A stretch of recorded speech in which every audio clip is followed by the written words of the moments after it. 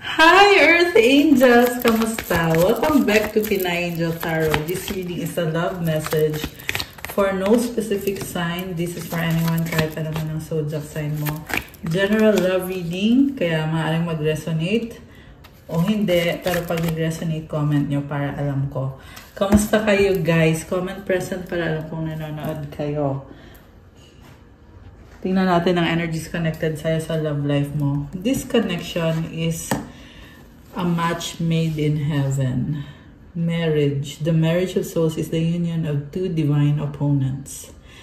So kayo ay nakatadhana na magkita dito sa earth at magkaroon ng special bond, special love connection. Yung iba sa inyo ay ikinasal, yung iba naman ay hindi. Pero kahit walang kasalan dito, this is a connection na talagang andun yung pagmamahal. Both of you, kayong dalawa, pareho niyong minamahal ang isa't isa. Yung nga lang, may nakita din akong nagka-clash. Okay? The reason kung bakit nagka-clash kayo is dahil opposite kayo ng pag-uugali. So we have doorway, an opportunity is about to present itself that leads you to a new person. Imperfections, love is a beautiful mess, embrace its imperfections. Oh, okay. May pintuan, may opportunity, pero napakagulo. And there is heartbreak. Heartbreak is part of the human experience. It will pass. Alam mo, nakikita ko dito, andun yung opportunity, yung pagmamahalan, kaso lang hindi nyo inaayos. Kaya parehong nasasaktan. Tingnan mo, sobrang messy. May nakita din akong third party situation na yung person na ka-deal mo dito ay nasa sitwasyon na dalawa kayo, yung ka-deal niya, at yan yung dahilan kung bakit merong conflict dito sa connection na to. And I just saw 212 angel numbers. So, conflict, heartbreak. Pero yun nga yung mahirap kasi mahal yung isa't isa yan. Dito kasi yung marriage card. So, yung iba naman, ang nakita ko kasi, kahit anong mangyari, mamahalin at mamahalin ka nitong taong to. Value, focus on things of value. Okay, nalaglag. Actually, yung marriage na card, nalaglag din to kanina. Kaya feel ko intense itong mga energies na to. Yes, trust your intuition. Allure, consider this situation carefully. Ayan, mahal ka pa rin ng taong to. Strong yung attraction sa inyo. Attract. The appeal of soul pairing goes beyond superficiality. Kahit anong mangyari, mamahalin at mamahalin ka nitong taong to. Openness, be open to receiving divine guidance in relationships. So, yun nga kasi this person, hindi siya nakikinig sa sinasabi ng intuition niya. Kaya sinasabi, open yourselves to receiving divine guidance. Kasi yung isang relationship, hindi lang naman based on kung ano yung nakikita mo sa taong yan. But it is also kung ano yung nararamdaman mo, anong sinasabi ng intuition mo. And this is someone na hindi nakikinig sa intuition. So, pwede itong baliktad. Walang gender dito. Kahit sinasabi ko, kunyari, ikaw yung babae, siya yung lalaki. Pwede kasing baliktad eh. May mga situations din kasi na babae yung merong other party or yung babae yung merong toxic behavior na nagsastruggle yung lalaki. Pwedeng baliktarin. Yan ang sinasabi ko. Okay? So, tanggalin ko muna to. Iwan natin yung marriage card. Kasi yan yung pinakauna talagang card na nalaglag. Na tumalon talaga siya sa sahig. Ano ba mga ganap? Wow, ganap. Anong mga ganap dito sa connection na to? Tingnan natin, guys.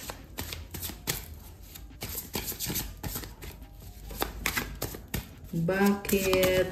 Uy, tumalon. Okay. So, you've triggered me at tumalon tong isang to. Life without you is hopeless, dark, and depressing. I miss your light. So, Grabe, napaka-intense. Trigger yung unang card. I need to hold back my true feelings for you.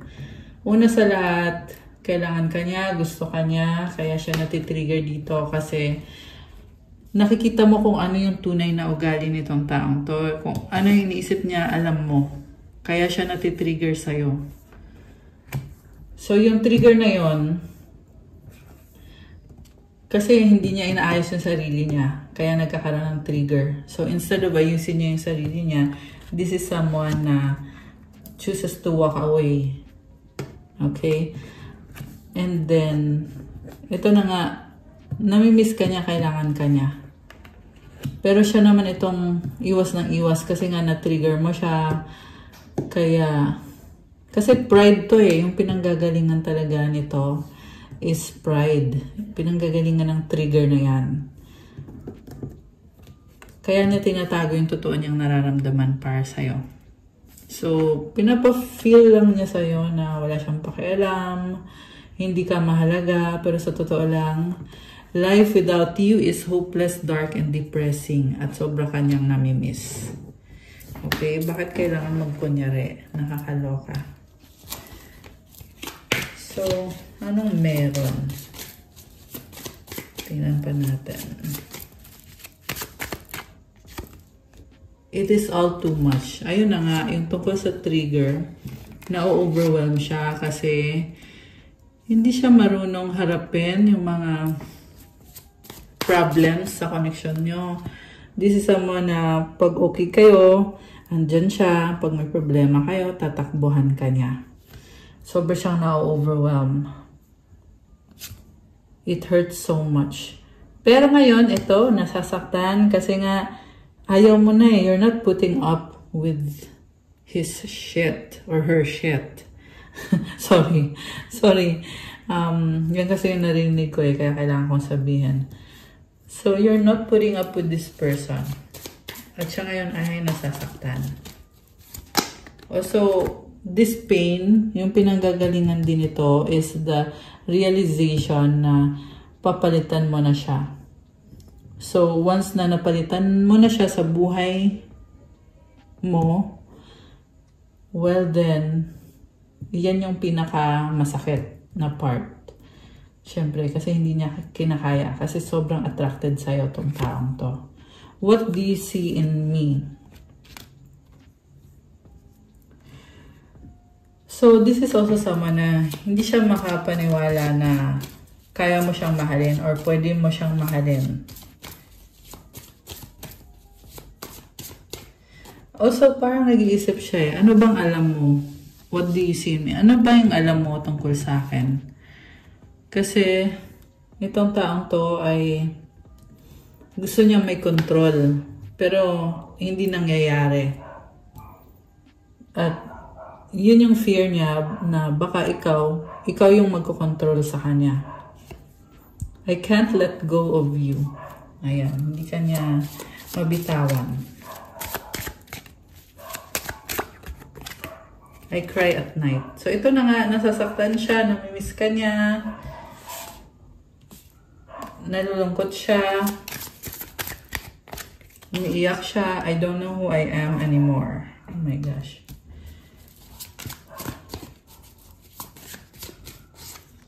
I can't do this, not right now. Avoidant. So, may connection ka with this person na napaka-avoidant. Iwas lang ng iwas. Pride lang yung pinakairal.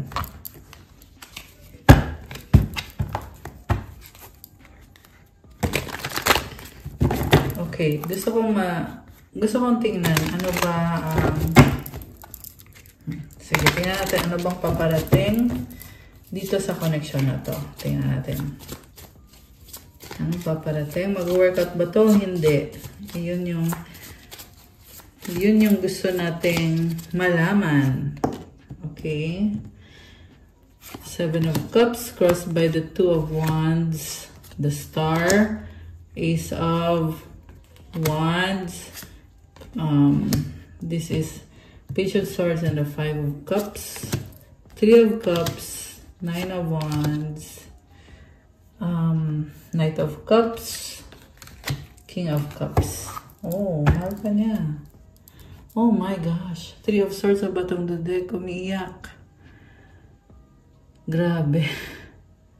So, kanina lumabas din yung heartbreak na card. Ito na nga, nasasaktan siya. Ayaw niyang mapunta ka sa iba. In denial siya. Pero parang si universe na yung gumigising sa kanya. Na gumising ka na, ano na to, hindi na to nag-work out. And then, yun nga. So, ayaw niyo mapunta ka sa iba. Yung iba kasi sa inyo guys, may bago na kayong person. At napakasakit yun para sa taong to. Isipin or malaman. Siguro, nakita ka niya na may kasama ka ng bago. Or nalaman niya in one way, like pwede yan sa social media. Okay. Focus niya ngayon is the 7 of Cups, which is possibilities, options, opportunities. What crosses this person is the 2 of Wands. Ngayon, tinitingnan niya yung mga options niya. Ano bang gagawin ko sa buhay ko? Sino bang pipiliin ko? Ikaw or yung other options ko? And hindi naman siya gumagalaw dito. Mataas ang pangarap nitong taong to. Pero wala pa siyang, kumbaga, wala pang changes. Although, andun yung nagtatry siyang ayusin yung buhay niya. Strong pa rin yung attraction niya sa'yo. With the Ace of Wands sa bottom of the deck, gusto niya magkaroon ng new passionate connection kasama ka with you. Pero na-overwhelm siya kasi natatakot siya. Parang inisip niya dito, paano kita kakausapin, anong sasabihin ko sa'yo, anong gagawin ko. So, yun pa lang pag iniisip niya yun, nagkakaroon na siya ng fear. Pero kung sa gusto niya yun, yes, nakikita ko dito, gusto nga niya yun. And then, sinayang niya yung opportunity sa inyo eh. Okay, ang nangyayari dito, hindi ka niya binigyan ng halaga. Sinayang niya yung connection or yung relationship. At nangyari na kung ano yung nangyari, hindi na niya pwedeng ibalik. So, connected to sa third party. At, yan, hindi na niya pwedeng ibalik eh. So, nahuli mo kasi tong taong to. Kung hindi mo naman nahuli, di ba? Wala namang misunderstanding or wala namang conflict na mangyayari kung hindi mo siya nahuli. Kaso nahuli mo siya eh. So, hindi na niya maibabalik yung dati kasi nangyari na, nalaman mo na, at tapos na. Kaya ang nararamdaman na lang niya ngayon ay sobrang panghihinayang at ngayon ay nag-iisip siya kung paano. Actually, lumalakas yung loob niya dito eh. Kasi nakakapag-isip siya ngayon kung ano yung gusto niyang mangyari sa connection niyo. Okay? And then, ayun lang, nakikita ko pa rin sa kanya na gusto niya may control siya, kaya inobserbahan ka niya, hindi siya nag-move. So, the reason kung bakit wala siyang movement is because ayun na nga, ayaw niyang mapahiya, ayaw niyang i-reject mo siya. Also, naniniwala din siya na kailangan niyang ayusin yung sarili niya at yun yung nagpapabisi sa kanya. This is a very competitive person yung kadil mo. With the star card, I'm seeing this person na nakukuha niya yung mga minamanifest niya, lalo na when it comes to career, finances, stability, kasi mukhang matyaga din naman kasi itong taong to. At this is also about being spiritual, na kumukonect siya sa mga guides niya, sa guidance na natatanggap niya. And then, nakikita ko dito, maraming kadil na mga tao. 3 of Cups. So, pwede itong may mga options, may mga dinidate siya. Kasi ang nakita ko is, nasa near future to eh. May mga ibang ini-entertain ngayon itong person na to. So, ibig sabihin, hindi siya loyal sa'yo. Okay? Kung nagkaroon kayo ng breakup, ang mangyayari dito is makaka-move on din siya eventually. Yung nga lang, mahal ka pa rin at nanghihinayang pa rin tong taong to. Pero, parang nalilibang siya kasi marami siyang ibang mga babae dito or ibang lalaki. Depende guys kung anong gender kayo. Okay? Pero may mga ibang option siya dito na in-enjoy niya. At ang tingin niya sa'yo ay parang akala niya galit ka pa rin sa kanya. Akala niya hindi ka pa nag-move on. Kasi sugatan ka. Ganun ka niya tingnan. So siguro nga ikaw ay nag-move on ka na. Pero siya kasi nanginayang pa rin siya. At although tumitingin na siya sa mga options niya, pero nagsustok pa rin to sa'yo. So, nasa near future na to, okay? Magsustok pa rin siya sa'yo at iisipin niya pa rin na galit ka pa rin sa kanya. Iisipin niya na hindi ka pa naka-move on. At parang nasira yung buhay mo dahil sa kanya. Ganun sabi dito eh. So, ibig sabihin this is someone na masyadong self-involved. Diba? Parang masyadong siguro kasama na doon. Medyo makapal yung mukha niya. Malaki yung ulo niya. Medyo mayabang siya. Kasi feel niya dito eh. Feel niya dito na hindi ka pa nakaka-move on. Ganun yung pakiramdam niya. Okay? Samantala siya, in-enjoy yung mga options niya. Yung mga iba-ibang mga tao dito. And then, romance. Okay? Namimiss niya yung romance ninyo. At merong pagmamahal dito. Pero tinitiis niya lahat. Parang sinasabi na lang niya dito na enjoy ko yung life ko kung ayaw mo nang ayusin natin yung marriage natin. Yung iba kasi sa inyo kinasal eh. Yung iba naman hindi kinasal. Pero ito yung klase ng connection na talagang soulmate or twin flame, match made in heaven. Pero hindi nag-work out. And then, itong person na to ngayon, iniisip na lang niya na enjoy ko yung buhay ko, makipag-date ako sa iba-ibang klase ng mga persons, and ayun. Ayun yung nakikita ko dito para sa inyo for the near future. So, tingnan natin kung may mga mensahe pa ba dito. Nakikita ko sa kanya, eventually, mag-move on din siya sa'yo. At also, nakikita ko dito, nasisisi siya eh. So, masakit para sa kanya. Alam mo, nakita ko dito, pabalik-balik, kasi mag-move on siya, tapos biglang gustong bumalik, pero may iba siyang mga kadil, ibang mga tao, ibang babae, or kung lalaki man, or kung ano man yan, basta may iba siya. And then, parang lagi niyang binabalik-balikan yung mga desisyon niya, yung mga nangyari dito. So, the Hanged Man, Magician, King of Pentacles, the Moon, Ace of Cups, and the High Priestess, Queen of Pentacles. So,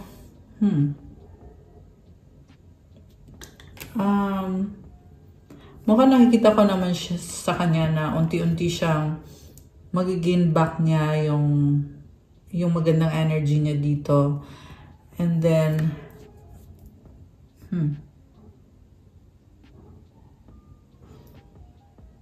so, na-overwhelm siya with emotions eh.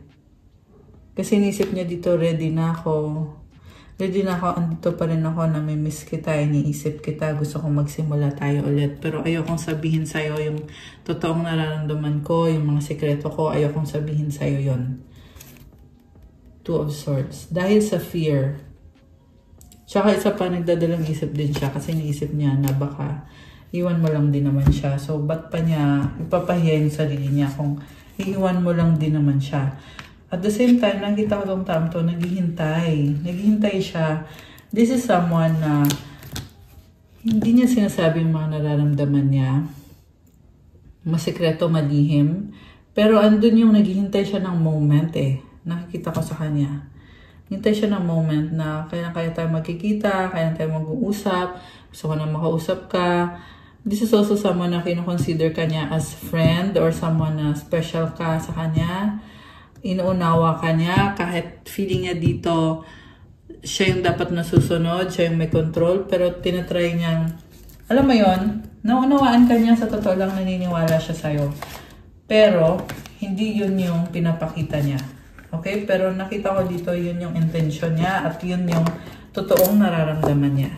So, minamanipilit ka nitong taong ito. Also, gusto din niya na ikaw yung mag-first move. Kaya, mas pipiliin na lang niya na mag-move on na lang kesa gawin yung first move. Kasi napaka-ma-pride. Okay? Anything else na kailangan malaman ng mga viewers natin tungkol dito sa taong to? We have Six of Pentacles, King of Pentacles. One more card, please. Oh, the Lovers. Seven of Pentacles. Knight of Swords. Nakakaloka. Six of Swords. Okay. So, this person wants to come back into your life. Pero feel niya dito na hindi niya nabibigay sa'yo kung ano yung pinaka-deserve mo. Pero sobra kanyang mahal. Ang lalim ng connection na to, ang lalim din ng pagmamahal niya sa'yo. Sa totoo lang, nag-invest to sa'yo or gusto niya ngayon na mag-invest sa'yo. Grabe. Sobra kang mahal nitong taong to. Ang mahirap lang kasi sa taong to, hindi siya marunong magsabi. Hindi niya ma-express yung nararamdaman niya. Yung kaya lang niya express is yung attraction niya sa'yo. So, bakit ganun? Yung narinig ko Maginoo, pero medyo bastos. Yan yung narinig ko, guys. So, ibig sabihin, parang kunyari, ano siya, gentleman, diba? Pero, medyo, alam mo yun, strong kasing attraction dito eh. We have King of Wands. And it's showing me so much attraction and passion. Sabi dito, guys, mahal ka pa rin niya. Nakakaloka. And I know lumabas kanina sa cards na magkakaroon din siya ng bagong mga connection sa near future. Pero ito, lumabas kasi dito eh. Sobra kanyang mahal. So, ayan, sinasabi ko lang kung ano yung lumabas. So, feeling ko eventually, makaka-move on tong taang to. Okay. So, yeah. Kasi nasa process of healing siya eh. Kanina meron siyang star card eh. Okay, we have, my beloved, though we may be physically apart, spiritually we are always united, for love transcends space and time, nothing is missing. Alam mo na, napaka-emotional lang na-feel ko ngayon, connected dito sa person na to. Kasi alam mo yung sobra kanyang mahal, pero nasa sitwasyon siya na hindi niya maipaglaban yung relationship niyo. Kasi, marami siyang kailangan i-heal sa sarili niya. Okay? Mukhang na-stuck din siya sa situation na kailangan niyang maging breadwinner, kailangan niyang magtrabaho, maging provider. Na-stuck siya sa situation na siya lang yung inaasahan. At may nakita kong may anak. Okay? So, ayun. Malungkot yung nakita ko dito. Also, at the same time, confident itong taong to. Busy-busy siya. Ayan. So, alam mo yung habang busy siya sa mga trabaho niya, sa career niya. 2332 and 2333. Ayan, number of abundance. So, habang busy siya sa career niya, sa life niya, ikaw yung iniisip niya. Okay? Ikaw yung mahal niya. Yeah, ang iba sa inyo guys ay LDR. Kasi physically apart, sabi dito. Pero spiritually connected.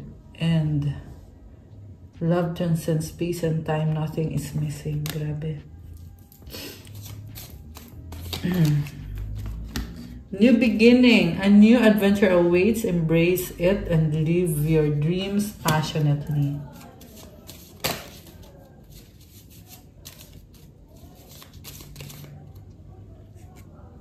Power. You instinctively know what is right for you and you have the power to say no or to walk away at any time.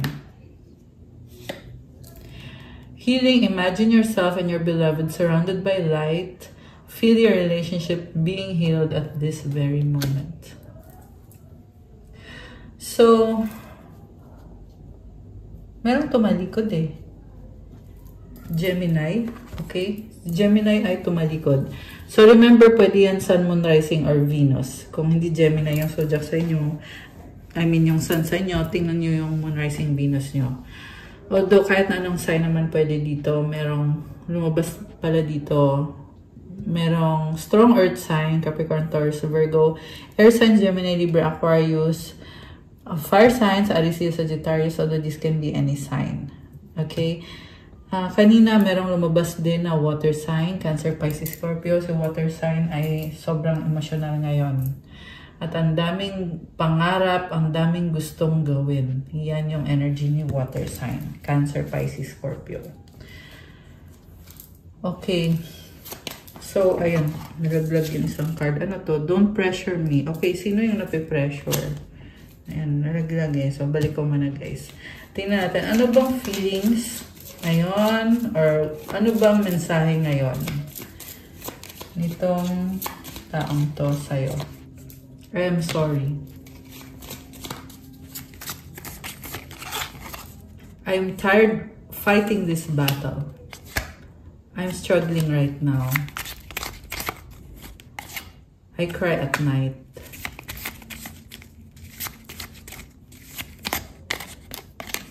I regret what I did. Oh my gosh. I need you to make the first move.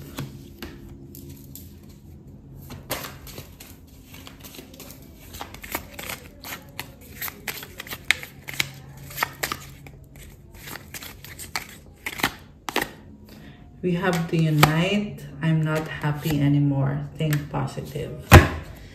My pride or ego took control of me. Sa bottom of the deck. Okay. So, ano naman ang gusto mong sabihin sa kanya? Anong sasabihin mo sa kanya? Tingnan natin. Our love is eternal.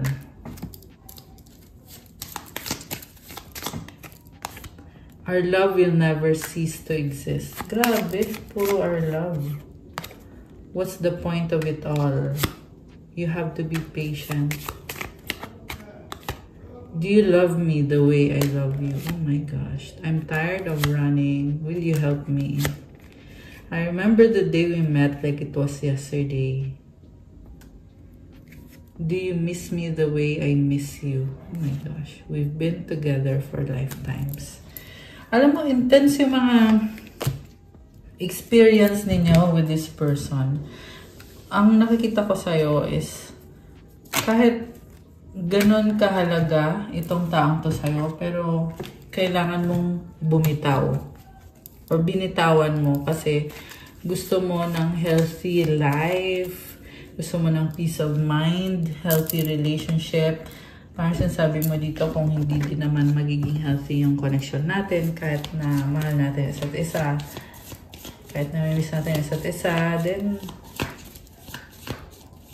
ay sasabi mo na hindi ito yung gusto mong buhay. Okay. So, from your angels, you have 444 protection. This is your time to take confidence in all that you pursue. The divine is working.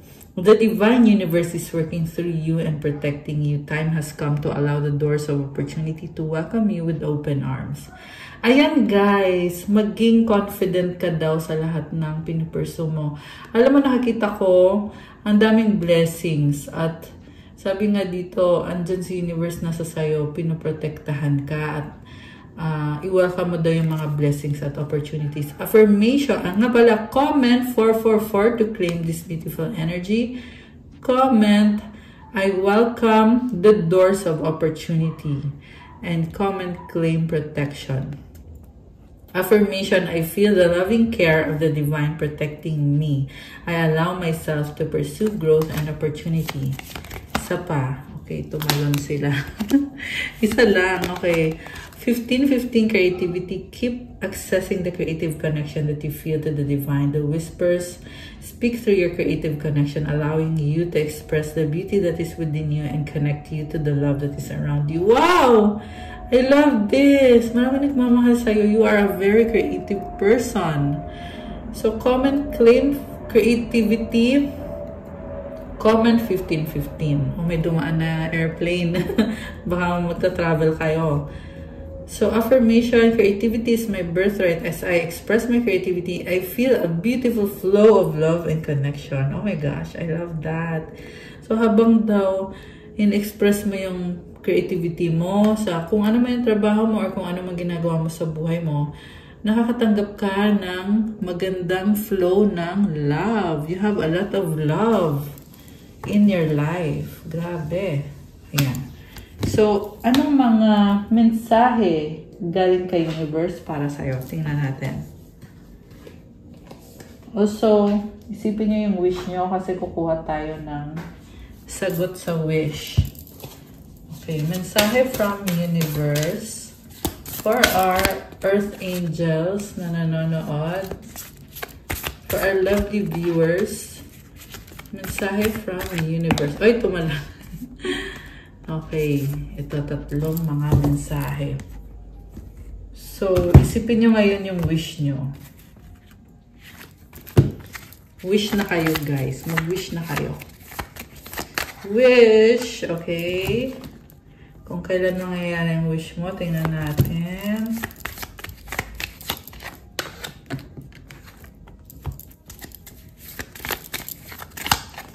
Ready na ba kayo na buksan natin ang sagot sa wish nyo? Comment ready now at bubuksan na natin to. Comment nyo dyan. Ready. Comment ready. Okay, ready na ba? So, bubuksan ko na, hindi na natin patatagalin. Ang sagot sa wish mo ay choose a new direction. Oh my gosh! So, kung tungkol to sa relationship nyo ng taong to, sinasabi sa'yo na choose a new direction. Ibig sabihin, sa bagong direksyon na tatahakin mo, andun yung blessings para sa'yo. Yan yung nakatadhana para sa'yo ngayon. Grabe. I see you manifesting. Merong liwanag dito. I see you being creative. May nakikita kong kasalan dito. So, it's like you are meant to be married. Siguro kaya marriage yung lumabas na card na main energy ng reading na to. Hindi to kailangan dito sa lumabas sa reading natin na person. Pwede ito yung makakatuluyan mo, marriage. Ayan, kasi may nakita kong paparating sa bagong direksyon na tatahakin mo. At kung kailan mangyayari ang wish mo within the next, oh my gosh, ang bilis! Okay, within the next few months. I love that. So, tingnan mo to, oh. Merong temple or castle ba yan? May hagdan na kulay ginto. I love this beautiful vibe. May mga angels. At ang advice para sa'yo, oh my gosh, romance! I love it! Oh my gosh, guys, kinilig ako. Ayan. Comment, claim romance. Comment, thank you, God. Thank you, universe. Ayan. I-claim nyo na to. I-comment mo, I choose a new direction and claim romance within the next few months. Ayan. So, tingnan natin yung mensahe galing kay universe. Okay, na-excite ako. Obstacles are detours. Oh my gosh, so connected. Obstacles are detours in the right direction. So, kaya nangyayari yung mga problems kasi nililid ka sa tamang direksyon. O, diba? Choose a new direction. Ayan. And I'm seeing 333 angel numbers sa screen now. Baliktad. There's a stream of love supporting my dreams. I love this. Stream of love, diba? So much love coming your way. And connected to sa mga pinapangarap mo. Grabe. So, congrats and comment. There's a stream of love supporting my dreams. The last one is hope is the conduit for miracles. Kapag ikaw ay may hope sa puso mo, yan ay nagbibigay ng mga miracles sa buhay mo. Ayan. Okay, guys. That's all for our love message for today. Thank you for watching. Please like the video, comment, subscribe, hit the notification bell. Let me know kung nag-resonate ba, kung nagustuhan niyo yung reading. Kung kailangan nyo ng gabay, kung nag-resonate to at kailangan nyo ng more information, pwede kayo magpa-private reading message na kayo sa Viber or sa WhatsApp. Nasa description box po yung contact details. And gusto ko lang sabihin na, ayan, yung mga magpa-private reading, so dun kayo mag-message sa Viber sa WhatsApp. Pag may tanong kayo, magtanong kayo. Okay? Para maayos yung communication natin. Naiintindihan nyo ako, naiintindihan ko kayo. Kasi, marami akong kausap, guys. So, marami kasing nagme-message sa akin about private reading, ganyan. So, gusto ko lang na clear yung communication natin para to avoid mga miscommunication. Kasi, marami kasi sa inyo, excited kayo magpa-private reading, pero nahirapan akong kausapin kayo. Ayan, I just wanna be honest na lang. Kasi parang ina-assume nyo na kilala ko kayo. So, hindi ko kayo kilala. Siguro feeling nyo lang na kilala ko kayo kasi pinapanood nyo yung readings ko. Pero, hindi ko pa kayo kilala, kaya magpakilala kayo sa akin. So, like, kunyari, mag-message kayo, sabihin nyo, "Hi, Ma'am Angel.